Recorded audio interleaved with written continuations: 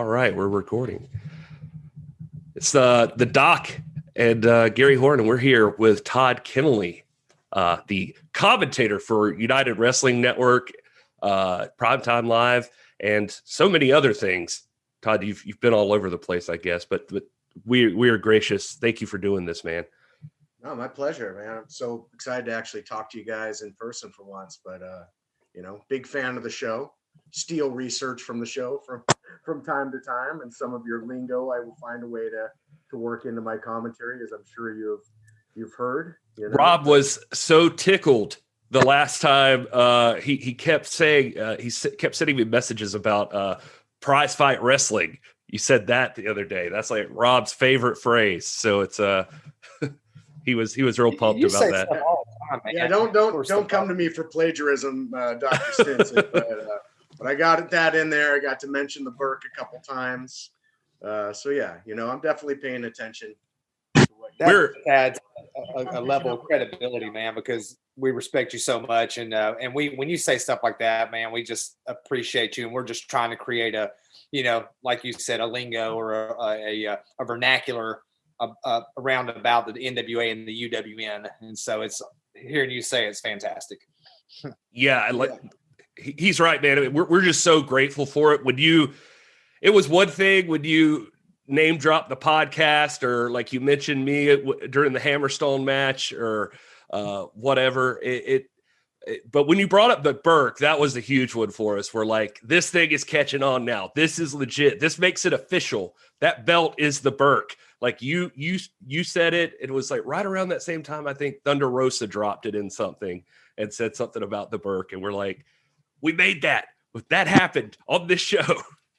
Yeah, and it's funny too, because I was catching up before the match between Thunder Rosa and Serena Deeb. I was catching up with Serena Deeb and talking about just her career and the fact that she stepped out of active in-ring competition for years and was training, and what's it mean for her to compete for a title that has such a lineage, and factoring Mildred Burke in back in the day. So then when she cut a promo on the pay-per-view, she mentioned the legacy of Mildred Burke. And so it's, I'm all for continuity, and you guys have done a great job of covering our stuff, and honestly, and it should be honest. Like, I'm not going to sugarcoat, everything we do isn't perfect, but I think we're putting on a great, live 90 minutes of wrestling every week. And it's the emphasis is on bell to bell. And so if we can get that vernacular to click, and me, I'm all for story continuity and things that are out there and educating the viewers. So I had no problem. Thunder Rosa has a great thing going out there in Buda, Texas with Mission Pro Wrestling. It's tying into what we were doing. Her first defense, she was coming off of AEW and Mission Pro. And I think that's all part of the story. Here's a battle-tested champion that's promoting events and defending the title, and that, to not mention that, I think would be a real disservice to the match. So that's why, again, when you saw Heather Monroe this last week, Lacey Ryan, I talked about that she battled all the way to the finals of the Tournament Out of Hell, and I think that's important story beats, and it's a big pie. And why not give credit to other promotions and talent that are working hard and cross promote? Yeah, I think you're right. Also, well, go ahead, Rob. I was going to say, I appreciate it too that you mentioned by name Rachel Rose and Burt Dixon, and that was to me, that was just as cool as saying prize fight wrestling, because I think again, the tie-in there, the legitimacy, and just elevating these two women in that particular promotion is fantastic. And the more that people like you can mention their names, the better for the sport in general. Well, to double down on that, Rob, I mean, where I was thinking about is, you mentioned it, Todd, like the continuity. You're a fan of continuity. I am too. That's 100% the thing that I love the most. And I love it, especially, well, luckily you're in a place like UWN where all of these people are coming in from all different places. But I think it's something that, for instance, again, not to crap on anybody here, but like one of the things that bothers me right now in the product of like WWE or something is it's almost like, hell, from week to week, they almost forget what happened the week before sometimes, or they don't even mention it or bring it up, or, it's like, sometimes it feels as though they can't recognize that we remember 15 years ago. We remember these two guys fought before, that kind of thing. And you bringing it up, it's like, it's almost, it's just like an easy thing to do. And it rewards the fans, I think, for paying attention, or for having seen,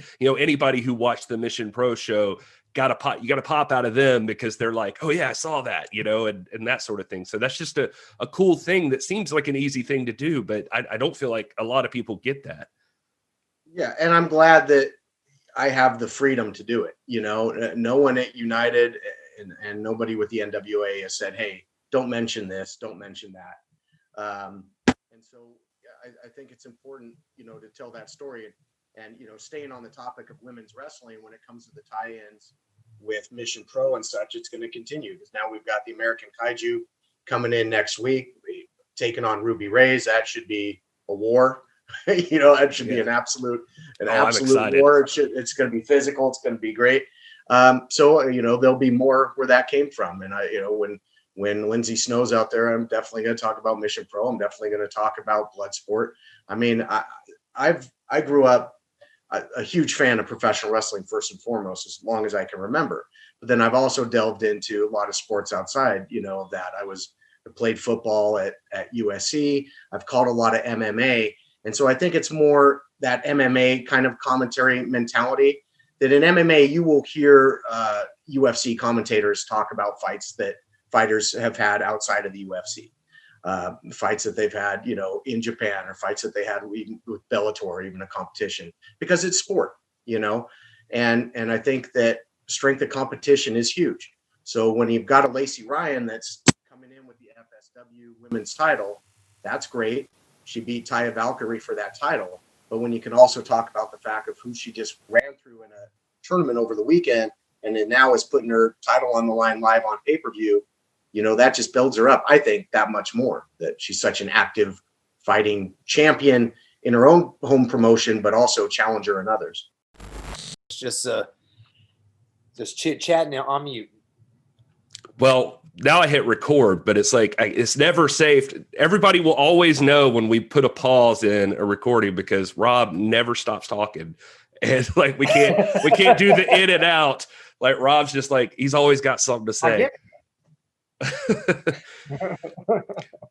Todd, there's so many things I want to circle back to that you've already brought up, but like, one of the things right off the bat is you also mentioned the not sugarcoating anything. I think that we try to. There's obviously you've got a job to do, and then I think the people that listen and watch us, like our audience, they expect a little bit out of us. I think we're all kind of easygoing guys, but then sometimes there's like little things we bring up because I know that people are thinking it, and it feels like dishonest not to bring it up. But hopefully the whole time we're being credible enough that, anything negative we've ever said is only out of love, except me forgetting Jason Kincaid's name all the time. I don't know why I keep doing that. Or James Kincaid, for that matter. James Kincaid. See, I did it again. I even looked it up before I talked to you. I don't know why that guy, like his first name, I just cannot grasp. Young Shivani. Yeah, that's it. Maybe that's my lot in life. Doesn't he look like a young version of the current Tony Schiavone? Like, he doesn't look like young Shivani, but he looks like young Shivani now. I agree with that. He is. I do like his commentary though. He's got like the Joe, like I think I said this one night, but like a Joe Rogan sound, like the way that his play-by-play goes. Like it just, I do enjoy that about him. You guys had to grow on me because you started out with Marino and then like Blake Troop was in there.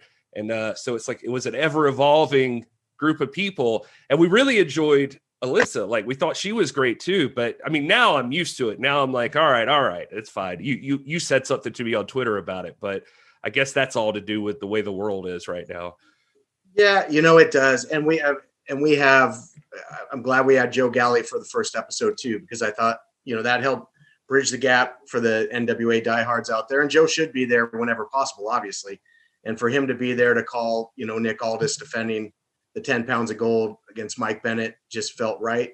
But I knew then when he had to disappear back to Texas that, we might get some comments, and then people loved Alyssa, but she had come out to visit. She lives in Orlando still. She was with NXT doing their live events, ring announcing, and doing backstage interviews and stuff. And then as part of the whole COVID thing, was furloughed, I believe. So hopefully she'll be back. But it was great that we had her those first 3 weeks, and then 6 weeks on Championship Wrestling from Hollywood, which was a blast. So, but again, they could come back at any point. I know Johnny LaQuasto, who called 205 Live for a minute, in the same kind of boat as Alyssa, could join us at some point. He'll be in town. So it's a bit of a revolving door, but I've really appreciated everybody I've worked with. I feel that I'm easy to work with, and I appreciate you guys, dealing with the changes there on commentary and giving us the benefit of the doubt. Oh yeah, man. I love what you guys do. And again, that real sports, it's got that good atmosphere about it that is the kind of thing that we already dig. So that's maintained through the whole thing. What's that do to a guy like you though? Like, I mean, if you're sitting there in the center of these guys, obviously now you've had time to work with Kincaid and Blake Troop. Play it safe. Play it safe. So you've worked with these guys for long enough that I guess you've got your rhythm down. It sounds like you do. You sound great, but you also had it with Alyssa. And like, how is it? What's it like for like commentators when you sit down and like you go from like a galley to Blake Troop coming in, or just whatever? Like, don't you have to practice or something? Like, how do you get that timing down? Sometimes you don't get that benefit of the doubt. When week one, when it was Joe Galley, Alyssa, and myself, that was the first time that the three of us had ever sat in the booth together. We didn't call any practice matches. That was it. And it's just kind of talking beforehand. I've worked with Joe before. Now we're kind of in that interesting boat of we're both technically play-by-play. And so in working with Joe, I know that if he's covering something and a big move happens, he'll call it. I don't have to jump in there. I don't have to worry about jumping in and calling a pin attempt, because sometimes commentators forget. And when there's a pin attempt, you got to call it. The match could end. You have to give that respect. The match could end right then and there. But so Joe, it was kind of the give and take, knowing, hey, if he's on a run of play-by-play, I'll switch a little more color. If I'm going, play-by-play, he might chime in with some color, especially on the NWA stuff where he's got a real knowledge because he called, all of Power. With Alyssa, she does her research, beyond compare. She had, just copious notes, gets with the talent, asks the questions. So I always knew that she would have a sense of when to chime in with real comprehensive, behind the scenes kind of info. So it just worked. We got lucky, really. We kind of rolled the dice and it worked. Now with Troop, you got a guy, I don't know how much you know about Bulletproof Troop, but he's a legit MMA heavyweight competitor out here on the West Coast. He's won a bunch of, regional titles. He was just set to compete for the Lights Out Extreme Fighting heavyweight title, which is a big promotion out here. That's on Fox Sports West out here. It was, and then the event got canceled the day of the weigh-in. So the day before the show was right when COVID hit. So he's a legit, badass. And I love being able to go to him for the nuts and bolts. And he'll use MMA terminology for submissions and chokes that wrestling fans aren't used to hearing. And I think it's interesting. It adds a level of authenticity to it and that combat sports feel. And so I never really have to worry too much about Blake stepping on anybody's toes, because he kind of knows his role of really breaking down strategy. Yeah, I think that just adds to the authenticity of it all. But go ahead, Rob. Sorry. I was going to say, yeah, that terminology from the MMA world just adds to the MMA or to the prize fighting veneer of it all. That we really think is important. People coming from the NWA side of things. obviously Rob and I are still working on our timing, so we're still getting it down. We just like jump all over each other here. So you mentioned this with Alyssa, so I'm curious, like, and you kind of mentioned it earlier, like, sorry if I nerd out on you about commentary stuff, because I find commentary fascinating too.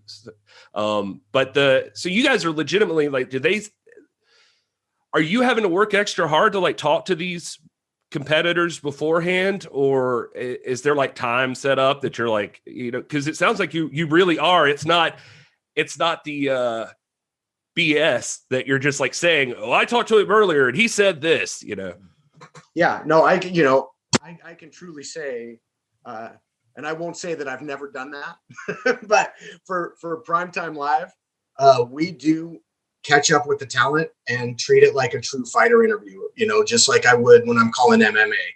And it is treated as pure sport. And, and I think professional wrestling is sport. I will always believe that. I think, as Rob says, the greatest sport in the world.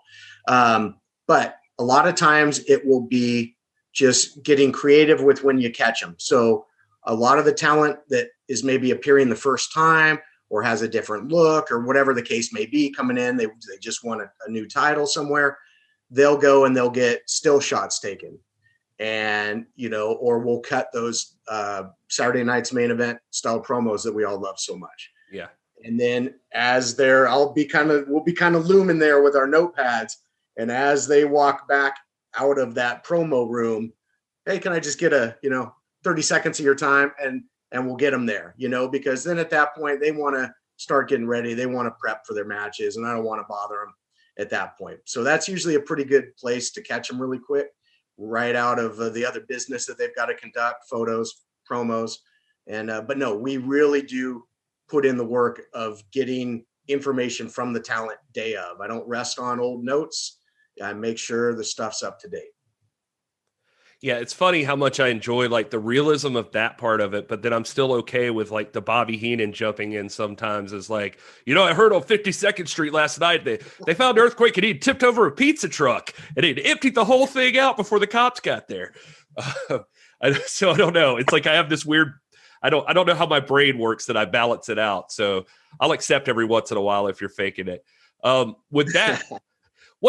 Since we're on the subject, like, I mean, as we do, like, we get to talk to wrestlers sometimes. We've had the awesome honor to speak to a ton of them, and some of them more than once.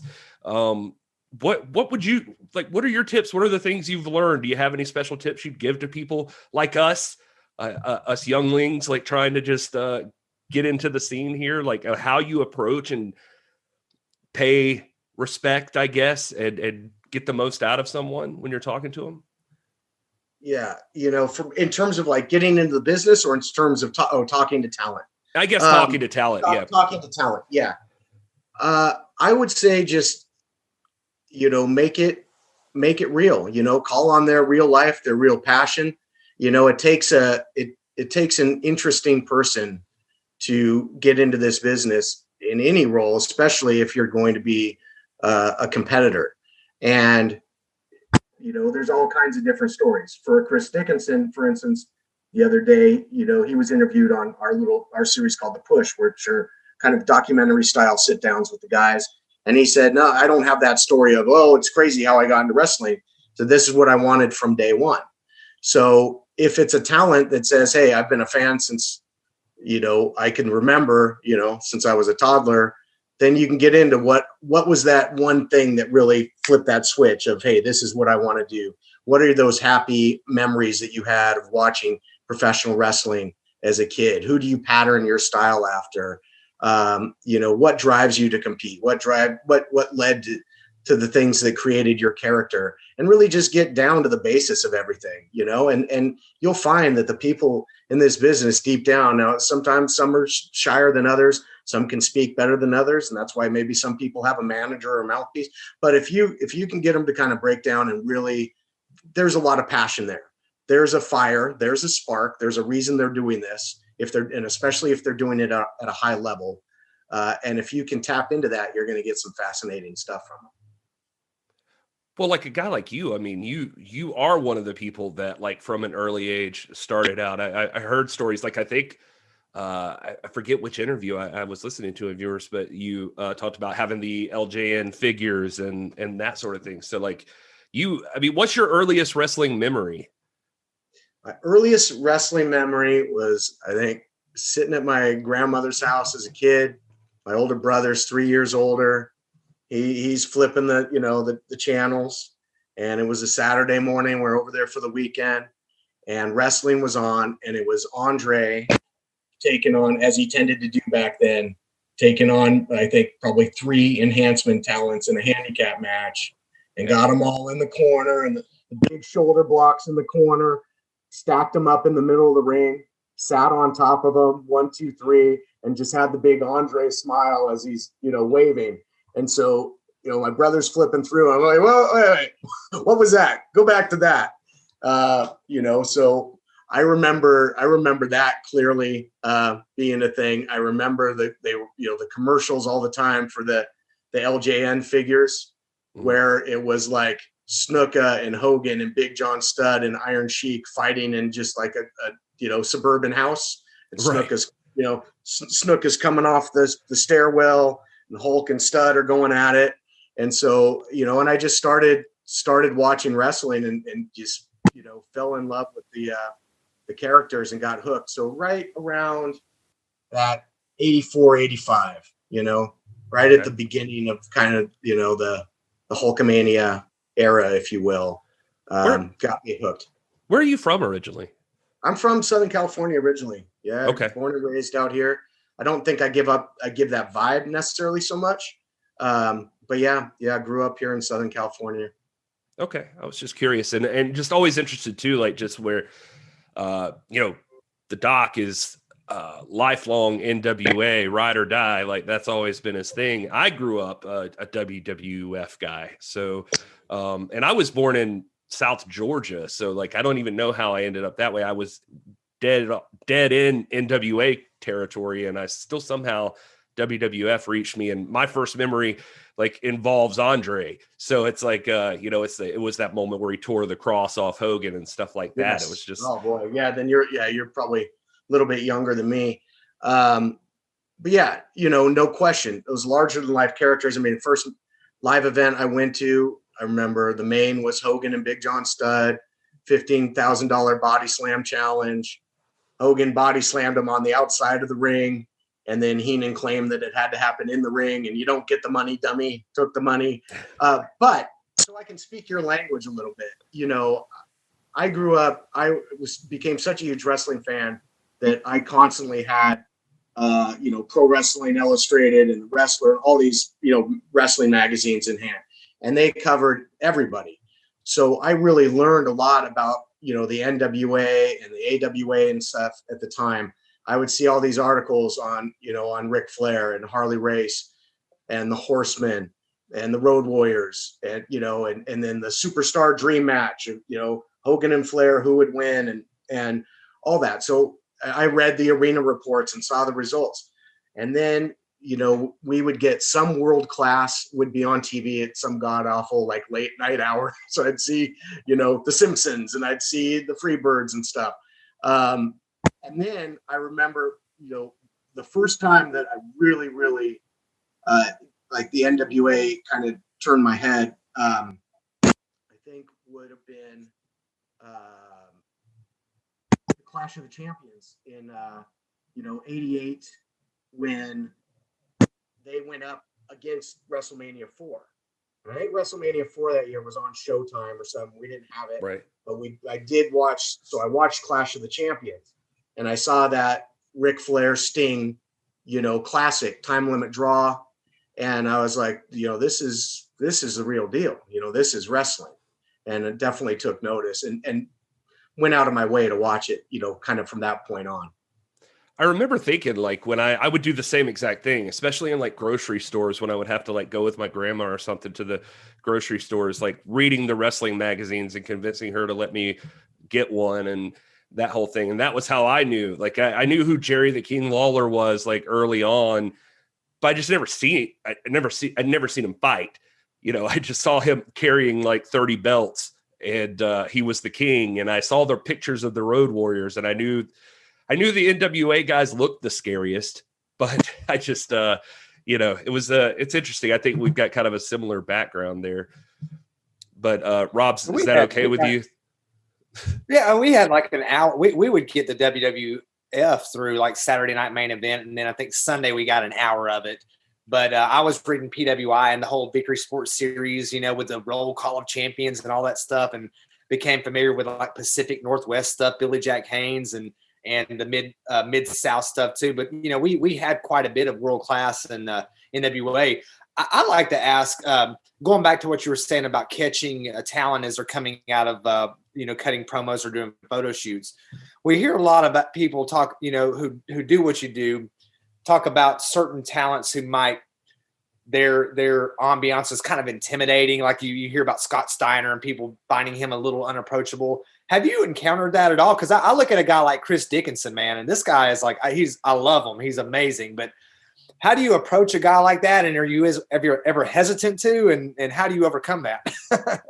Yeah, Dickinson can definitely be, intimidating. And, there was that one interview that happened off air that then they ended up airing where he wanted to know what the big announcement was. And he's grabbing my tie and roughing me up a little bit, but then it's, when he was cutting his promos and they're like, Saturday Night's Main Event style.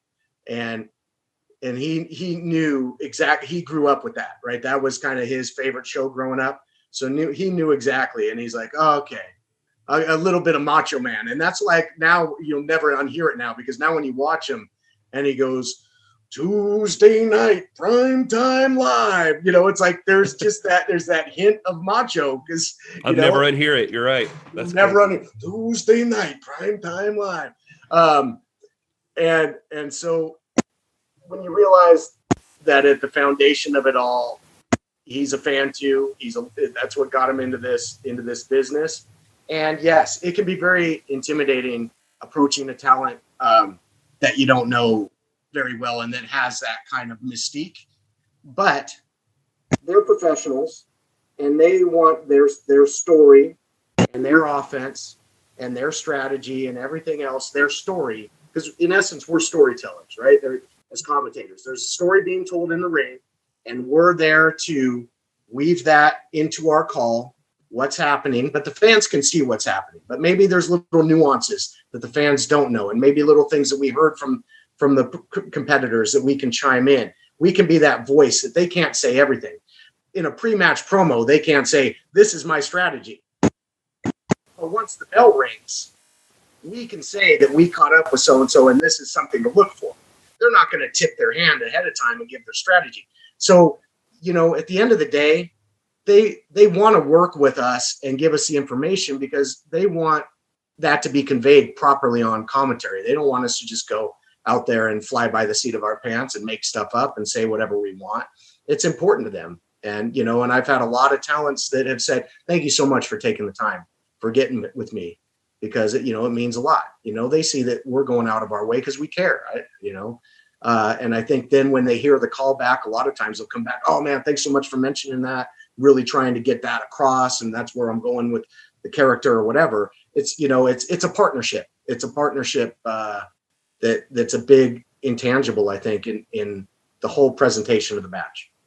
Yeah, I'd like to think that as time has gone on, like everybody that's in it now is growing up loving the business, it would seem like, for the most part. And understanding the importance of all of these different areas in the business.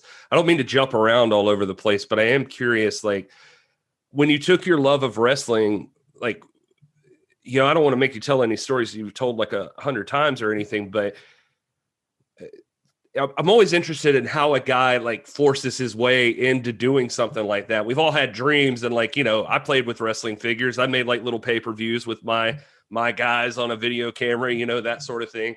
But what was it that, like, did you think that would be something you would do early on? Because I know you went into like football and that sort of thing, and eventually, and we can get to that, the USC stuff, like you mentioned, but was wrestling always something that like hung in the back that you thought you might do? Yeah. Well, and the key to it ties in with USC. It really was what opened the door, and I'll get to that. But yeah, I when Rick Bassman opened his school down here, I went and trained for a little bit. Back then I was defensive tackle, so I'm 6 foot tall, 6'1" program height, but probably closer to 5'11" in reality. But at the time, I was an icebox man. I was 275, 280 pounds. It was distributed a little differently back then. And, and I always wanted to get in the ring and mix it up. So I trained a little bit. There was a trainer, Reggie Bennett, who, women's wrestler that was, had wrestled a lot in Japan. Tom Howard, who trained a lot of the greats. But then it was right around that time that I got the opportunity, to go to USC and work towards, earning a full scholarship there. And it was just, I switched gears because I didn't want to risk that opportunity in education. But I always wanted to get into sportscasting or journalism or, voiceovers, that type of thing. Because I've always been just like a character. And so when I was at USC, I met a guy by the name of Chris Bell, who was like a filmmaker, went to, film school there. So he did Bigger, Stronger, Faster, which is I was about to say, I know exactly who that is. Yeah. Yeah. He's done Prescription Thugs and a bunch. We became really good friends. So we were talking over a few adult beverages one time, and he realized, dude, you know your stuff, man. You're like an encyclopedia. So you should really get into this. Well, at the time, he was helping produce UPW, Ultimate Pro Wrestling, down in Orange County, and Rick Bassman's promotion. And at the time, that's where John Cena started, or he was the prototype. It's where Samoa Joe got his start. A lot of guys, Victoria, Kazarian and Daniels both came through there. Brian Kendrick came through there at one point. So, it was loaded. So I kind of got my foot in the door by, they would do these, what they called a UPW light show, which was their students. They had a school too. The students would put on these shows, pretty much friends and family going. And so I asked, hey, can I just come and ring announce? So it started with that.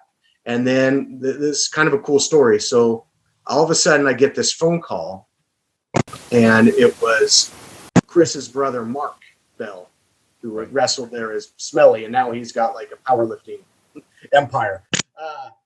He's like, hey man, you gotta get down here to the Galaxy. We have a huge show, and the play-by-play guy's sick. Doc Marley, he's not going to make it. Just grab a suit and get down here. So I fly down the freeway. Well, back then, UPW was a kind of official, unofficial West Coast developmental territory for WWF.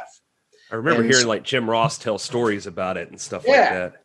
JR would come there and scout talent. Dr. Tom Pritchard come there and scout talent. So anyway, as a kind of the favor was WWE would put their talent on the show sometime. So the very first show I ever called had Samoa Joe versus Tommy Dreamer, Molly Holly versus Victoria, and Victoria was just, about to sign and go, or had signed, but was about to be on TV. And Kazarian and Nova against Edge and Christian. So that's the first show I ever called. Nice. And talk about a baptism by fire, man. And listening to it back, I cringe. It was awful.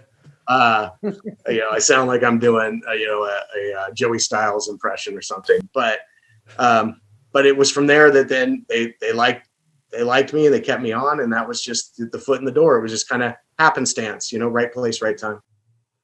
So how's that roll into the USC thing? Exactly. As far as. Well, it was because I made the connection with Chris Bell was a USC film major. I got you. Okay. I'm sorry. I met Chris at USC. All right. So it was that SC connection that, otherwise it would have never happened. It's one of those things. Yeah. But it does sound like you're playing a lot to luck, but I happen to know, you're also, you're a stubborn guy. You're a hard-headed guy. It sounds like, with you in football, I heard you tell the story, like, right. You didn't walk into USC like with a scholarship or any of that stuff. Like you had to bust your ass to make it into that college. And then that presented these opportunities, right? Yeah, they were capped out on scholarships, but they had a guy or two declare for the draft. But so they needed defensive linemen, but they didn't have any scholarships available. And they're like, hey, come in here, no promises, no guarantees. And here I am, 6 foot, 275 pounds, taking on, double Division I double teams, 200-300 pounders. So that's 275 taking on 600. But I fought, and I took on our first string offense every day and made plays and just kept busting my ass. I was a good student, so they liked that, because it always looks good to have some guys with a high GPA on the team. So I ended up being a graduating senior with, the high, I think it was like a 3.75. It was the highest GPA on the team. And I had a year of eligibility, I had more eligibility left, and I fought. And then after that spring, we were really injury ridden. So I was getting a ton of reps in scrimmages and just was dog tired. And then when they did their spring awards at the end, they did, offensive player of the spring and defensive player of the spring and this and that.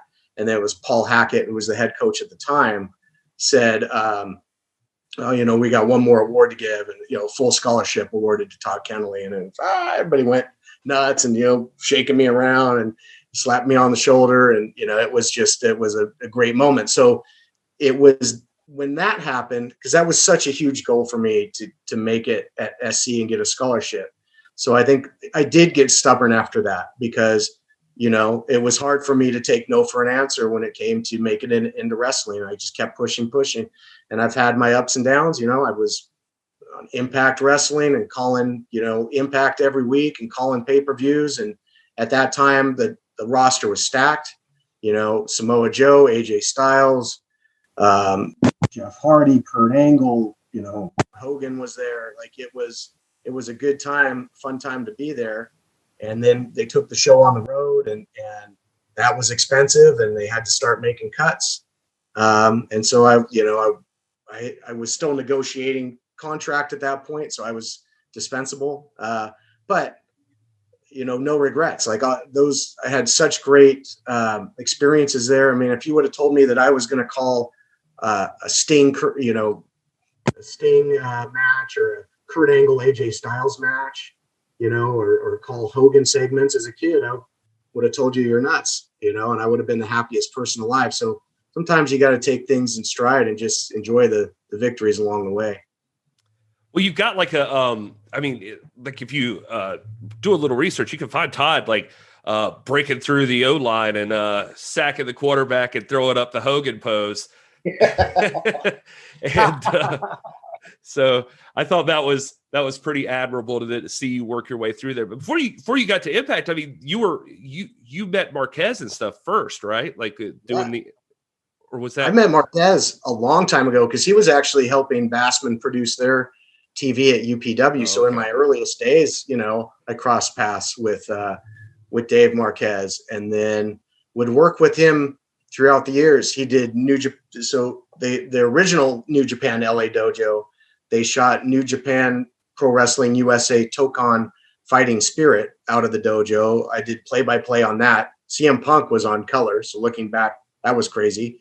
But guys like Nakamura were on that show, Samoa Joe, so that was cool. And then the earliest incarnation of championship wrestling from Hollywood was tied to the NWA. It was NWA championship wrestling from Hollywood. We shot at CBS Columbia Square Studios in Hollywood, and that was stacked. The champ Adam Pearce was the champion, and then Blue Demon Jr. at that time won the title. Bryan Danielson, Daniel Bryan was on the show back then. The Young Bucks, Trevor Murdoch and Cade and Murdoch were a tag team on the show. So it was stacked, and it was a lot of fun. Well, yeah, I mean, one of the reasons I bring that up is just because, I mean, we did a whole show covering the feud between Colt and Adam Pearce and the 7 levels of hate. And you were right in the middle of that. Like you called at least one of those matches, right? Like it. Yeah, well, I called their feud leading up, and so I had called when Cabana first won the title in 2011, and that was great. You know, I called their rematch. It was like a street fight. Pierce gave Cabana a pile driver on a table, threw a fireball at him, all that, and then 7 Levels of Hate specifically.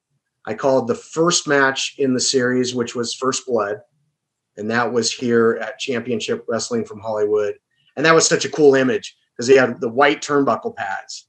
Right. And at some point along the way, the referee was out, whatever. Pierce had gotten busted. And Cabana took him into the buckle time and time again. And he just had the blood-stained white turnbuckle pad. You know, the ref came to, saw the turnbuckle, saw Pierce. And then also, in post, ended up calling the very controversial steel cage match from Australia, where they just laid in the middle of the ring, right?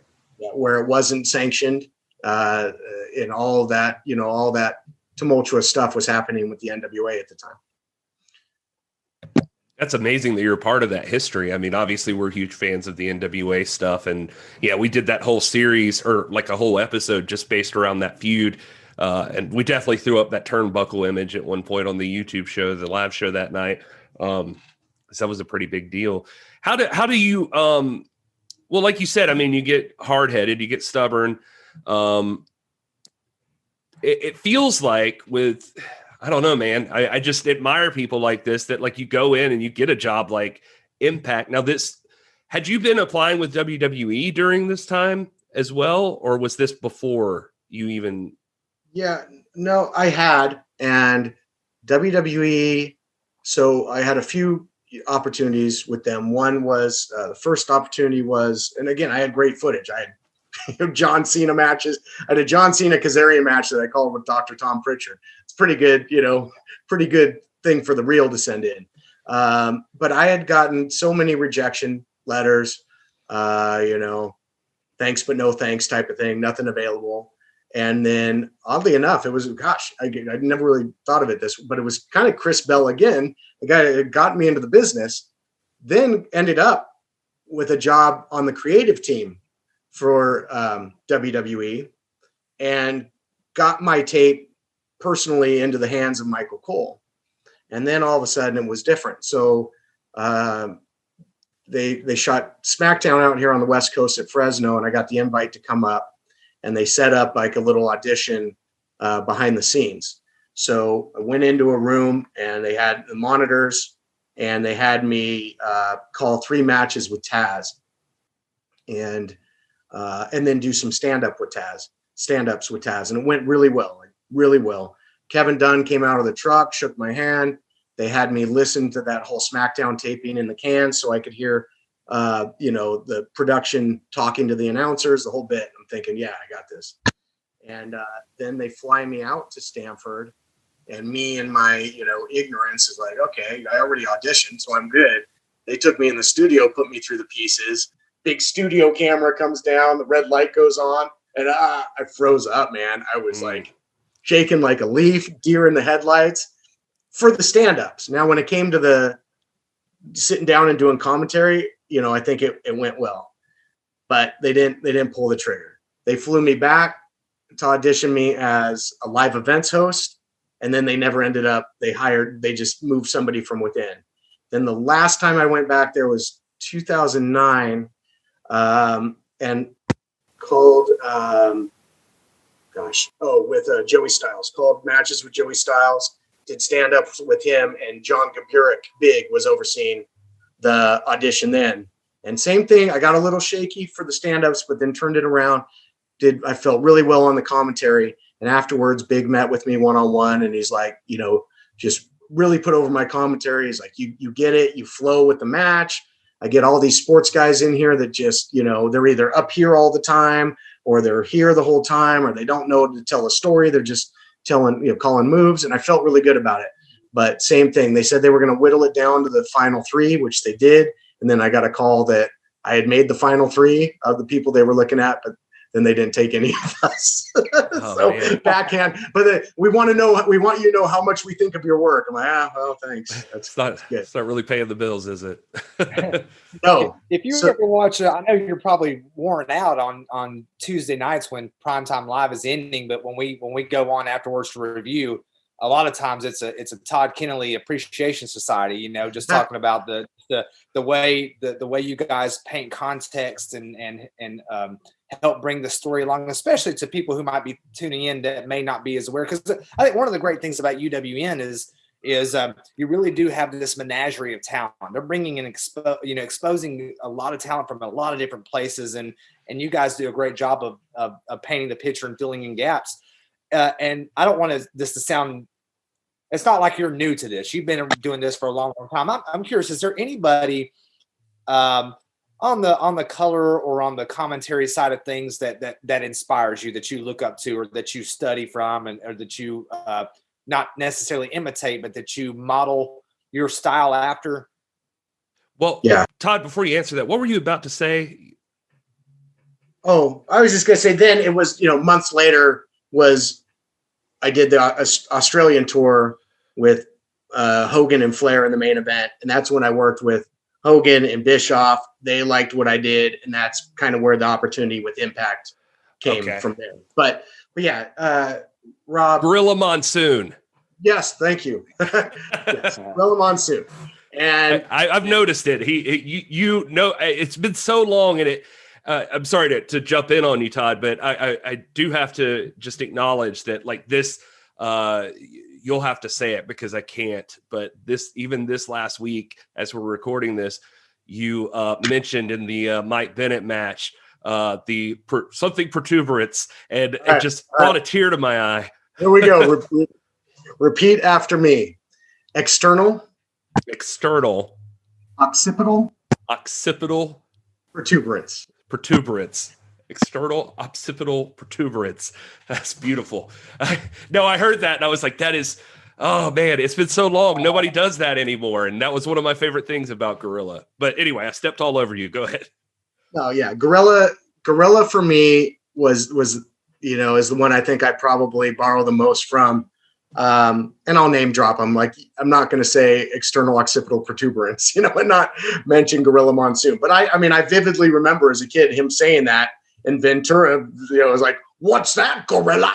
It's like, "Oh, it's a little bump on your back of the head, Jess. Everyone's got one." And he just said it so nonchalant, Right. But Gorilla really back then would break down, because he was an in-ring competitor too. So he would break down, what these holds and stuff were doing. It's the first time I heard a lot of things like a carotid artery or lower lumbar region. And, I remember even like Hogan and Warrior at WrestleMania 6, Gorilla's just like, Hogan got his knee, went to the outside and was clutching his knee, and Warrior's kicking it. And Gorilla's just like, I think he might have just temporarily dislocated his patella, Jess. That's the kneecap. He was just so educated. I love that, right? So now whenever solar plexus is one that stands out. Solar plexus. All these things, like all these, terms, kinesiology type stuff that I had never heard. And then with Gorilla, I just think there was such a calm to the way he called stuff. Sure, his energy would go up, but just, to this point or to this day, if there's a title match, you'll hear me say golden opportunity for this guy. That's a Gorilla-ism. I might randomly add city to the end of a name, like Clothesline City. That's very Gorilla. So even without thinking about it, sometimes I think there's a lot of Gorilla in me. Every time I hear irresistible force meets the immovable object, I think of Gorilla now too. Oh, for sure.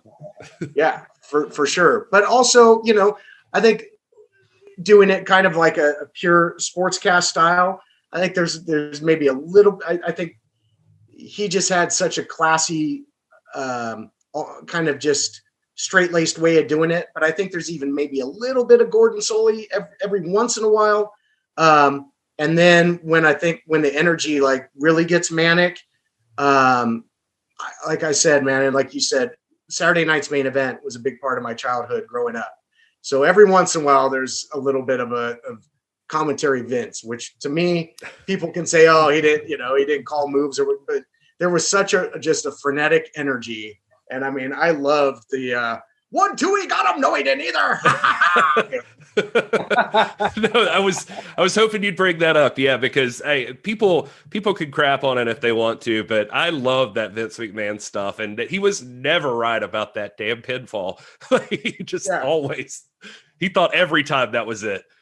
I think recently I even said, all's fair in love and war. And that's something I definitely remember from Vince, like Hogan would back rake or something, and Jesse be like, I don't know how you cheer for this guy, McMahon. And all's fair in love and war, Jesse. Ha! It's like, it was fun, man. It was fun. But I do appreciate, because earlier on you mentioned like respecting the pinfall, and just that at any point that could be it. So that does, it feels right now, like thinking about it. I don't know. I dig that. Yeah, I guess you're more of a play-by-play guy. It's you've worked in color. I mean, I always Gorilla and Bobby and Gorilla and Jesse are always my go-to as well. But it feels like color is like a whole different world. I know like you've dabbled in it, but that one seems like you have to, like, correct me if I'm wrong, play-by-play seems like you got to know your stuff. Like you got to know, like you got to be researched, well-informed going into this thing. Colors, like you better be quick-witted or something, like with the Cornettes and the Venturas and the Bobby Heenans. Like they're just quick on their feet with like ridiculous things they say. Well, and I think the roles are in flux sometimes, Okay. And especially if I'm working with, say, a Joe Galley, or if you watch like, the WWE product, like, Corey Graves will call stuff if he's in the middle of talking. But, I think color has to have a lot of that background info. Now, if it's a Bobby Heenan or something, yes, they're going to put their own bias and spin and ridiculous statements, like you said. Oh yeah, this happened and whatever. But I think more play-by-play, and I go into a lot of color, I think, too, on my play-by-play, or I'll pose questions and then throw it to, Sure. Because I don't want to just say everything, right? I've got two people sitting there that I want their opinion and their background to come into play. But I think the main role of play-by-play is to kind of dictate the pace of the call and the energy, where the energy goes, and steering the ship. And, what you don't see, because there's not a camera on us all the time, is I will say something and I will look at Troop, or I'll look at James Kincaid, or I'll tap him on the shoulder and be like, kind of. In essence, we're a trio tag team, right? So I'm tagging out in the booth. You don't see it, but just so we're not stepping on each other's toes, and we get that chemistry of who's going to talk, and you're passing the baton a lot. That makes sense. That's a good point, or something to listen out for. Todd, I don't want to take up all your time. So just, tell us to shut up if you feel like it at any point. But I got to know, so going back to a little bit more of your story, you talked about the Australia thing. You were in there with Hogan, and first of all, I mean, I guess like how'd that really become? And then what's it like? Because I assume these clips are from there. I saw clips of you interviewing, like backstage segments with you and Hogan and Flair. Like that's, for you, I mean, for any of us, that's got to be like a huge deal. Like what are you thinking during that time? It was awesome. And I mean, and it wasn't the first time I had worked with Hogan and Bischoff. We had done Celebrity Championship Wrestling, which was on CMT. I wanted to talk about that too, because that seems like an insane time too. Like, what is that? It was a circus. It was a circus. But yeah, in Australia, I wore a lot of hats. So, and I had done like international tours with Rikishi and Knox Pro Entertainment, his brand. And so they were involved in this too. But I ended up doing a ton of production, formatting the shows, lighting cues, music cues, just leading the production meetings, you name it. So at one point, and it's kind of one of my favorite little stories is Jimmy Hart comes up to me And he's like, hey, baby, Hulkster wants to sit down and go over creative, and I'm like, oh, man. And because this was, on this tour was Brutus Beefcake and The Godfather and Gangrel and Hogan and Flair and all these great characters, Umaga. So, I mean, in putting matches and stuff together, I almost felt like that little kid with the action figures. Again, here's these guys that I grew up watching, and now I'm kind of shaping how this show is going to get put together. I feel like a really important part of that is that's Jimmy Hart's normal speaking voice. That's how he talks, pretty much. And maybe not quite that high, but yes, very close. Right. So in walks Hulk, and Hulk is always Hulk, right? So he walks in, he's got a tank top on and the bandana. He's got the glasses up on the bandana, sits right across the table from me. He's just sitting there mulling over the mustache. And so I go down what I had in mind for the first show and stuff. And all the while I'm thinking, man, 7-year-old me is going to be crushed if I go through my ideas for this show and the Hulkster just, shits all over my ideas. Right.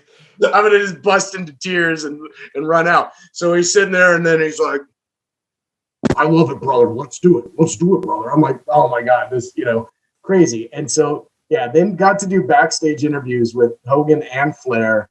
And Flair at the end is, looks at me and woo, so I had to sold the woo, right, as you must. And then when I interviewed Hulk, he played the hits, man. He played the hits in this interview, right? He straight up, God created the heavens and earths, brother, and on the seventh day, a pair of 24-inch pythons, and this is where the power lies. And I mean, it was just, and he at one point even said, I'll never forget, it was so hard to keep a straight face. He's like, Ric Flair, when the Hulkster gets his hands on you, brother, your knees are going to wheeze, your liver's going to quiver, and your back is definitely going to crack, Jack.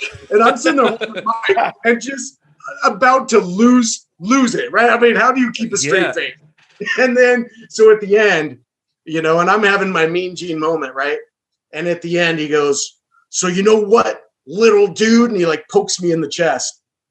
There's only one thing left to say. Ric Flair, what you gonna do? And then he goes into it. And I was like, man, this is just surreal, There's a level of intensity, Todd. Like I watched the video and you have, I think it's like, maybe you posted it, but like there's a video not from the main cameras, but it's like from a different angle, and it's showing like Hogan standing off to the side as you're doing the lead in. Yeah. And you're like, well, tonight we've got a match, and you're saying all the stuff, and Hogan's just kind of just like looking down at the ground, just standing there, just waiting. And it's like the second you call him in, it is, I don't know, it just, maybe I'm crazy. It just never hit me as much as in that video, seeing him get right up in your face, and he's like a 6 foot whatever dude. And he's just like, well, you know something, brother. And I was like, God, who is this guy? Like, it just seems so intense and insane. I don't know. I would have crapped my pants. Like, I don't know. Well, it's funny, man. If you go back and watch the video, when he starts going into the what you gonna do, like I am fighting to smile. Like it is, my face is just cracking. It's tough. It's tough. But yeah, it was a trip, and it was a great experience, and something I certainly didn't expect to do. I called a Hogan Flair match with Eric Bischoff on color. I mean, it's nuts. So what do you think it was? Like, I mean, a guy with your experience and your amount of like, you've seen so much that like when the WWE thing happened, like what makes you crack like right then and keep going? Because I feel like that's the ultimate nightmare. Sorry to bring this back up, but that's like the ultimate nightmare a lot of people would have is like you go there and you freeze or something like that. Like what do you think made that happen, and what kept you going? I think what made it happen was because I've done countless broadcasts, right? And before and since then. So I think it was, this is, your childhood dream, everything encapsulated in this moment. Because I had that previous audition at SmackDown with Taz, and everything was clean, no problems. Not nervous on the stand-ups. I think it was just something about that moment and being in that studio, and that it's everything you've dreamed of hinging on that moment, And what's crazy about it is then a few years later, I got the call to go to Impact, and it was, I thought, to audition. So I'm thinking, oh, great, here we go again. So I get there, and then I'm in the format meeting, like last creative meeting, and Eric's like, hey, everybody, this is Todd Keneley. He and Jeremy Borash, JB, are going to call the first hour. So I got there and find out on the fly that I'm calling the first hour of Impact live with JB. We've never worked together. And we start with an on camera from the desk, and I'm not shaking then, and I'm not nervous, and I deliver it perfectly. And I, have a great call on all those matches. And obviously they kept me around. So it's like, if there was any time for that to happen, it would have been finding out that I'm going to get thrown on live TV and a few hours later that day, not just in a studio setting with a handful of people watching. It's just weird how it happened. I think it's just that WWE mystique at the time, I guess, got the better of me. So you think it was all this, just you've dealt with this, you had to work for the scholarship, you had to work through like all this other stuff. You're just like, all right, well, that opportunity didn't work. I don't know. I just feel like a lot of people would just be like, oh, well, I ruined it. Like that's it. Yeah. And you kept plugging along. Right. Because I love this, I wasn't going to look, there's other outlets out there, and I've gotten to call so many great things and great moments in the NWA. I called NWA title matches, like I said, back when it was, the Pierce Cabana feud, but then it just so happened was back in the mix and I think it's just the 3rd year anniversary today. Am I right? Of Storm and Aldis 1, which was that's right. Yeah. Which was at Championship Wrestling from Hollywood. So I think because of my experience in calling NWA matches on the show in the past, they threw me on the team with Joe Galli and Johnny LaQuasto for that match. And so I got to be part of NWA history again, which was great. That's amazing.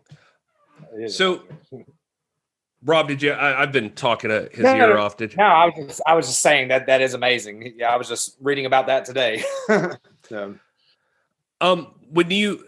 it feel like another slap in the face when like the Impact thing fell apart? Like when they just decided you were the guy they could cut? Like how did you take that at the time? It was hard. I understood because again, I think Taz and Tenay had re-upped and I was still negotiating, and it was hard because, and the whole thing was tough because coming in like the story I just told, I'd call the first hour of Impact with JB, and we'd tag out to Tenay and Taz, and we did that I think for 3 weeks, and then we had a pay-per-view. I think it was Final Resolution, maybe something like that, end of 2012, and I get there and they're like, yeah, you're going to be lead with Taz as color and Tenay as the professor because he's been here forever and he knows everything.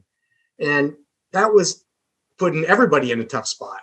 Taz and Tenay, I'm sure, didn't want that, right? They had their chemistry and they had their vibe, and now all of a sudden you got this guy getting thrown in the middle. But I think like the fan base liked it because I would bring the focus. Tenay and Taz would have their banter and stuff, and they're amazing. They're great. But I would bring the focus back to the match and the action. I worked really hard. I was well prepared. It was disheartening because, again, it was Bruce Pritchard who broke the news. And I'll never forget it. He said to me, he goes, "This is so hard because," and he goes, "and I hate my job right now, because I wish I had a reason to be doing this. You've given me no reason. You're doing a great work. You show up at every meeting. You're never late. You have passion. It's nothing you did. It was just the state of things, where things were with budget and everything else. And I wasn't under a contract to protect myself." So I remember Pritchard look at me and be like, "I wish I had a reason, but I don't," And so that was tough because I had put in the work and I had earned my spot, I believe, but they took a gamble. with taking the show on the road, and that didn't pay off. And I was, one of the first victims. And then it was a fire sale from there. A lot of the big contract guys. Wasn't a big contract guy, but it wasn't long after that, your Stings and AJs and Hogan himself and, Matt Morgan and guys like that were, all gone. Yeah. That changed drastically at that point, the roster. You mentioned the push earlier, and people should check that out on YouTube, but you did tell a really beautiful story that, even though something like that happens, there's the moment that UWN, they welcome you back, you're home. And so that had to feel pretty good, right? Yeah, it was days later, and no one had contacted me to book, but I just saw online, they're like, "Oh, welcome TK back. You'll be at Championship Wrestling from Hollywood." I'm like, okay, I guess I'm going back. But, and then when I came out, got a pretty good pop for, by announcer standards. And it was good to get right back in the saddle and not have that period of, oh, woe is me. And why did this happen? And no, I just kept like I've always done, just kept on keeping on, man, because I love this. Any opportunity to call pro wrestling, was a blessing to me. How do you keep the energy up? You going back again to something you talked about earlier, you said in that WWE tryout that they reference that they get sports guys in there that are up and down, or, just you had the flow down and that sort of thing. I'm just curious. I even think about it with our live shows sometimes. I'm like, I got to come in hot. We got to be excited. And some days I know you're not feeling it. Some days you're probably just not super energetic, or maybe you are. Maybe you're just excited to be there. But especially now in the empty arena, does it change with the fans? All of that. Can you speak on that a little bit? Yeah, no, I definitely can. So it is a challenge in an empty arena, but only really because you don't have that crutch of listen to this ovation, or if there's a chant, a lot of times on commentary, if there's a chant, you'll lay out, let the chant speak for itself for a second and then pick back up. There's none of that. But what's interesting is, and it's just a weird microcosm of everything, is the talent enjoys hearing the commentary because it gives them that sense of energy because we're close enough that they hear it. So they hear the big response on commentary to a big move, and it gives them just enough of that taste of that I've had people come back like, oh man, I'm so glad we could hear your commentary because otherwise it would just be a vacuum, Right. But on commentary, it makes it more of a challenge because you do have to almost go wall to wall. Although I think it's a thing where it's had to make us work harder on commentary, but the in-ring talent too. Because what I like about it is there's none of the, you don't get the classic, fire up, rah, rah, or, the heel looking out to the crowd. It's prize fight wrestling. It's more one-on-one. It's focused. It's a fight. And you hear the talent vocalize a lot more in there in terms of trash talking and stuff. So right. I think in terms of the actual bell to bell, I think it's actually dialed up the intensity a little bit. And the strikes really resonate. If there's a big chop, it echoes, man, because there's not the crowd drowning it out. So obviously we want our fans back and we don't want it like this forever. But I think for the talent that has had to perform during this time, it's only made them better as performers. But for the energy, yeah, Primetime Live's like a vacation compared to doing a Championship Wrestling from Hollywood taping. Because the weekend going into this last show, we taped Saturday and Sunday, and we shot 8 weeks of TV over 2 days. So when you're doing that, it is tough to keep your energy up. And it's tough because you're seeing the same talent walk through that curtain on numerous episodes, but you're calling it all in one kind of condensed period. You start to feel real repetitive on commentary because you're saying the same character beats and you're calling the same moves. But in the end, it's not going to matter because it'll air weeks, opposing weeks. But it is really a challenge when you've been sitting there calling for, 3-4 hours straight to keep that same energy for the main event of episode 4 as you did for opening match of episode 1. But you just gotta do it. I mean, that's your job. And again, I don't have to manufacture it because I really am excited when I'm out there. And as a fan, first and foremost, I still get excited by the action. Yeah. I never even thought about that. You bring up some interesting points with that just about repeating lines and that sort of thing. I've been to every NWA Power taping, for instance. So I get what you're saying about like being in the small room.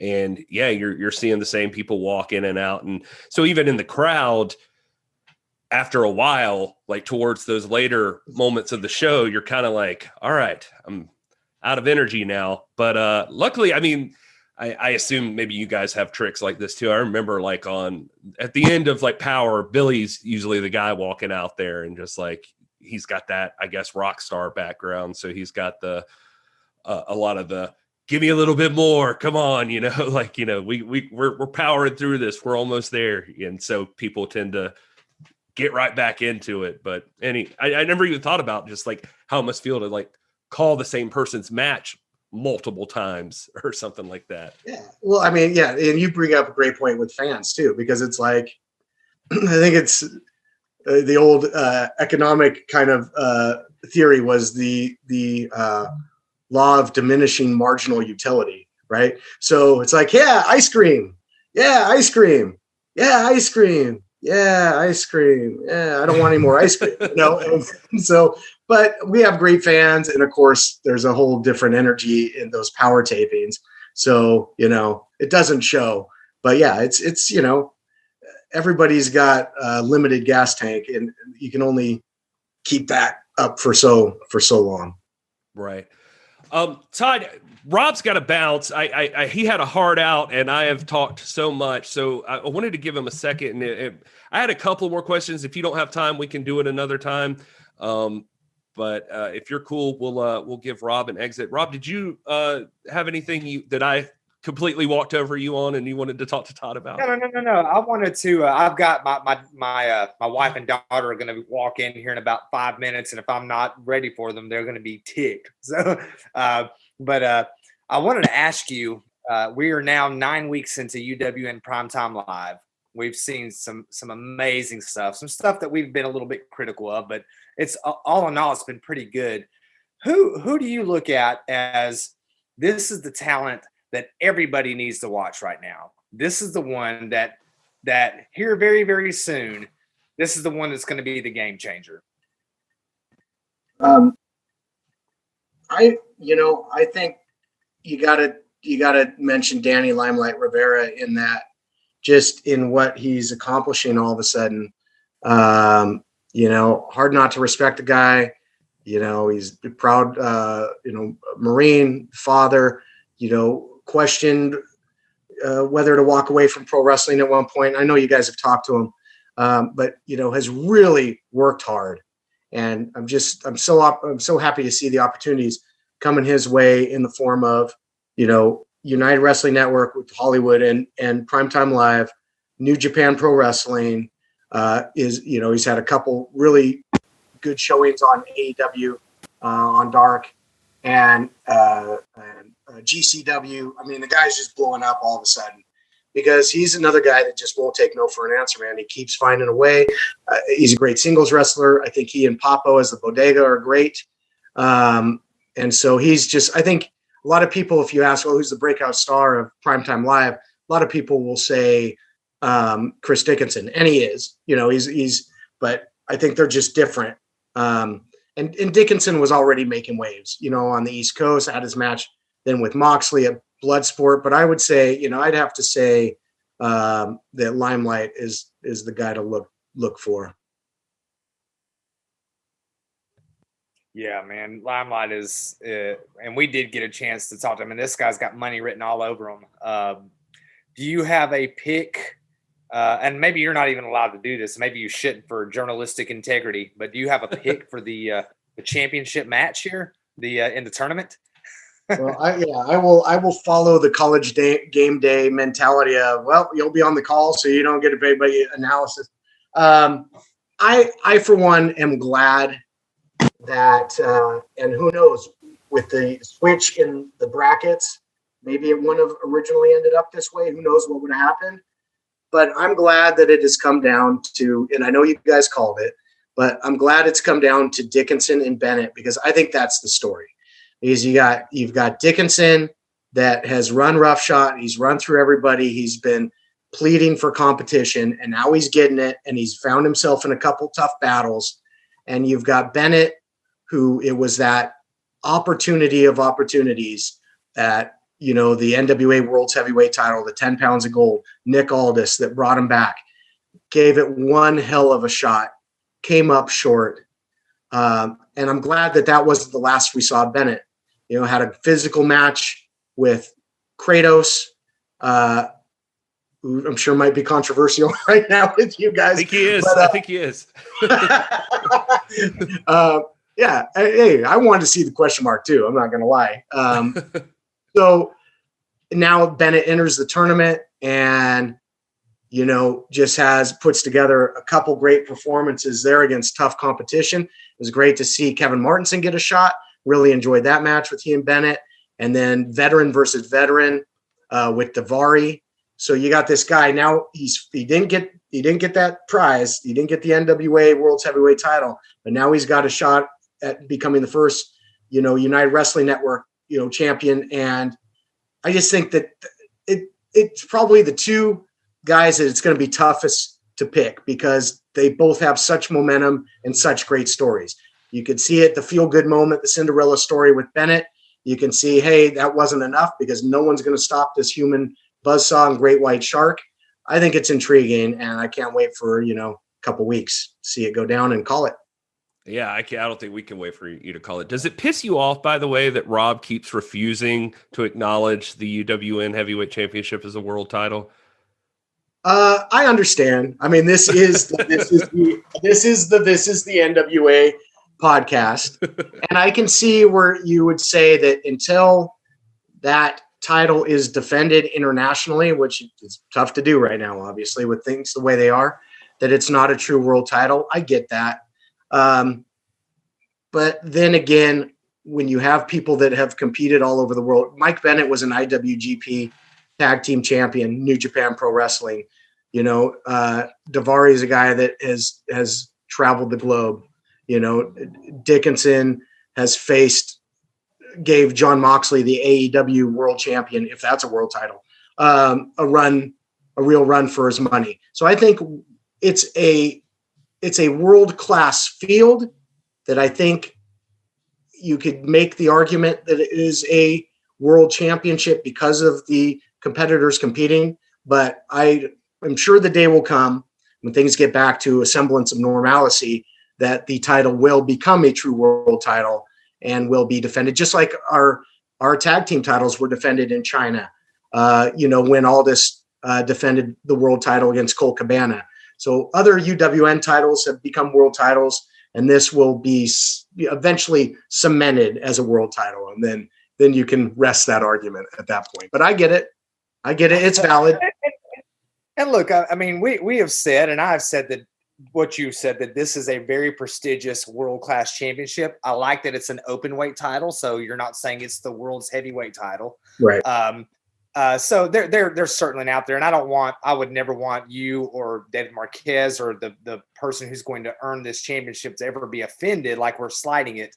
I think where we're coming from is like, there is a certain veneration for Sweet Charlotte that should not be detracted by AEW or anybody. That this is the one that's the pinnacle, and everything else is is not that. But now everything you're saying is something that I can completely affirm and agree with. I think he gets it, Rob. I think he knows that we are the show we are, and so we got to take firm stands on things like Hammerstone, for instance. Like Todd, do you have Hammerstone's number? Can you? I can try and get Hammerstone lined up for this. Hammerstone and I go way back. I've called many of his matches for many different promotions. So yeah. I think I could try and make that happen. Okay. Well, it actually, like, the only other thing I wanted to ask you was, I just was curious about, and you kind of hit on this, and Rob, if you've got a bounce, you can, but this is my last thing really, is this, that you mentioned before that with the empty arena, that it gets more like the bell to bell, it feels more intense and that sort of thing. I'm curious, like, how for you as a guy who actually does bounce back and forth between MMA and professional wrestling and that sort of thing, what would be like the comparison to those two things for a guy like you? Is there a certain way that you have to adjust yourself to call those kind of matches? At one point, I think there probably was a bigger difference, but that gap has narrowed because this is like Primetime Live, for instance, is such a bell-to-bell traditional competition-based show that I think I call it very similar to how I call MMA. I'm talking about strategies. I'm talking about injuries coming in. I'm talking about, potential things that they might target. I'm talking about that they maybe aren't coming in 100%. Because they just, were in a tournament over the weekend at Mission Pro Wrestling, stuff like that. So I think I give it that sensibility. But I think over the years, both have helped each other. So I think I bring a little bit of the storytelling and energy and the little quips and stuff that I do to my MMA commentary when I call it. And then I think I bring that real sports feel, breaking down the action, wins and losses, past opponents, common opponents, all those things you talk about in MMA, I also talk about in pro wrestling. Well, I think we even brought up on the show like a few times, like how we're referring to these schools as dojos and that sort of thing. Camps. The camps. Sorry. Yeah. Camps. And that just automatically adds a different feel to it. All right, Todd, I swear this is the last question. I'm going to let you go. What do you think, like, just as a guy who's been through it, man, you've seen it all, you've been at least in contact with every major promotion and stuff. Is there something about professional wrestling right now that you feel like the common fan, the casual audience, or even the smart marks or whatever, is there something you just feel like constantly gets misunderstood or missed or something like that? Like, just, what do you think people get wrong about the business? I just think it's hard to make everybody happy. You know what I mean? You've got fans that love WWE that are going to love WWE no matter what. You've got other fans that'll say WWE is the worst thing in the world, even though, and they just won't admit when something's good. Same thing. You'll have, well, I'm an AEW fan, or I'm an NXT fan, Wednesday Night Wars, or, I'm a WWE guy, NWA guy. I want tradition. I want pure pro wrestling. I think there's a lot of flavors out there now. It's like Baskin Robbins now. We got 31 flavors. Let's just be wrestling fans. There's a lot you can sample from. And I think that's where we have a kind of a cool place in the marketplace right now, is we're offering, that opportunity for the NWA right now until they get power back or whatever they're going to do next, to have the NWA, the champions of NWA and other certain talent on display. We're giving them, that opportunity. We're offering pure pro wrestling. We're showing, great talent that maybe you've never heard of, championships from promotions that maybe now you're going to say, oh, Hammerstone is incredible. He's the West Coast Pro heavyweight champion. Well, what is West Coast Pro? Let me check out West Coast Pro. And so I think it's opening those pathways and enlightening a lot of fans that there's a lot of things out there. And, I try and watch everything as much as I can. Do I love everything? No. But at the end of the day, I'll take marginally good pro wrestling, or sometimes even bad pro wrestling, over just about anything else. I love pro wrestling, Same way, man. No, and it's cool to talk to you and hear a guy who obviously has a passion for this business like you do, just like we do. And I think a lot of people that are going to hear and see this do. So it's good to, I think people appreciate when they can get to know the person and understand that they're just like them as far as that drive and that love of the business. Todd, we cannot express the gratitude we have for you being on the show today and doing this. And especially, people won't even know this, but such short notice, like you were just eager and like here. And it's really is a huge honor for us, honestly. And I guess, do you want to plug anything? Do you want to tell people where they can find you, and I'm sorry, Rob, it looked like you had something to say. I saw that big mouth open. I do want to say one thing really quick, because Rob, I realized that I didn't touch on this, and Rob mentioned it earlier. I'm tired on Tuesday nights. This is a legitimate shoot, because you guys are in the midst of it. I've got about an hour or so drive south from Thunder Studios afterwards, and I hit my phone and put it on Bluetooth and put it through the speakers, and I listened to you guys on the way back to hear the recap and hear what you guys thought of the show. So I am listening. Absolutely. I think that's evident with, the things I've said on the program itself. But I do listen, I do. And I take what you guys say and your opinions into account. And I try and voice those too. And, we're still kind of some clay that we're trying to mold, and going to try and do some exciting things with the show moving forward. But yeah, I do take a lot of stake in what you guys are doing and appreciate it. And it feels like it's so easy to talk to you. We feel like we've known you for years, even though, we've never really personally talked. And one thing you will never hear on our show is you will never hear us be critical of your work, because you are fantastic and you are a very big part of UWN PrimeTime. Well, I don't go saying all that. I mean, we gotta never say never. He's still got time. I just subscribed to the next 4 weeks of this stuff. So. We all did. But thank you for hanging out with us, man. We're big fans of your work, and very humbled to hear that you listen to us and respect what we say too. So yeah, absolutely. But just to plug, I'm at Todd Keneley on Twitter.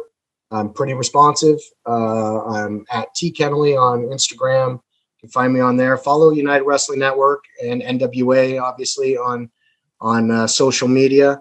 And some of these other promotions, FSW, West Coast Pro, Defy Wrestling. It's a big world out there, and check out some of the stuff that's out there and enjoy it, because there's a lot to enjoy. Hey, let me ask one question real quick. You mentioned Defy We keep Wrestling. telling him it's the last question. I know. I got to ask this because I've been looking for this. Defy looks like it's an acronym. Is that an acronym? I'm not sure if it is, honestly. Okay. Why you put him on the spot like that? He might have known, I'd imagine, but it looks like it's an acronym, and I was trying to find it out when the Defy champ. Yeah, it's like, man. This is what I love about the doc. I mean, we had this thing was ending perfectly, and then you had to jump in there. I don't know what it is. It's like PhD don't get you everything, kids. You just remember that. I do hope that we've got to get around to crowning our world champion. But I do hope that the real world's champion will show back up at some point on Primetime Live. I know he's got a defense elsewhere coming up in December. But I mean, I don't blame him for not coming around, because Primetime Live has been a real dangerous spot for the champions of the NWA recently. No kidding. Like, literally, he's the only one hanging on to his title. So yeah, it's pretty crazy. But hey, you talked about, leading up into it, like you mentioned 3 years ago with Tim Storm and Nick Aldis. You're part of NWA history all over the dang place, because there you are with 4 now? Is it 4 title changes that have happened? The national, TV, the tag, and Thunder Rosa dropping the title after Destruction Tour 2020. That's insane. So you have called all of them. Maybe you're bad luck for the NWA now that I think about it. But I don't know. It's just a thought. Even still, I think this is the beginning of a beautiful friendship. I hope this is not the last time we get to do this, Todd. It has been an honor and a pleasure, sir. Thank you so much for hanging out with us today. Likewise. All right.